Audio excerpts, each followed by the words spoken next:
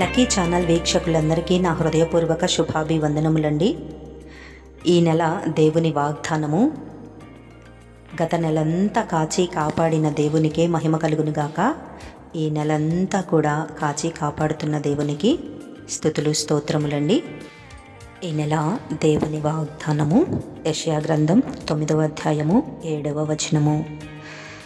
ఇది మొదలుకొని మితి లేకుండా దానికి వృద్ధియు క్షేమమును కలుగునట్లు సర్వకాలము దావీదు సింహాసనమును రాజ్యమును నియమించును.